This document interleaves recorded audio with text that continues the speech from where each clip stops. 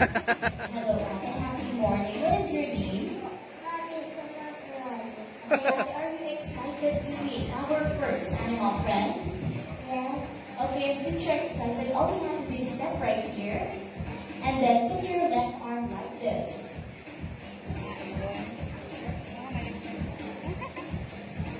And of course, we need the magic reward, and that is the food.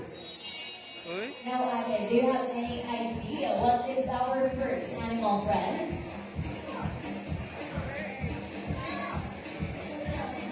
Okay, let's see. And now let us all welcome Golda.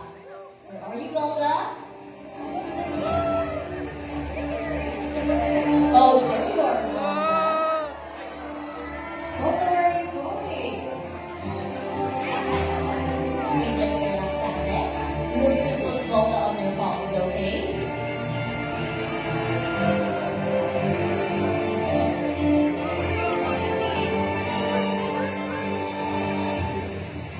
Alright, once again, this is Golda, our sandpiper, also known as the sand parakeets, or the Arabitas vestigialis. They originated from South America and can live approximately up to 30 years in captivity. Now, Ate, what can you say about Golda?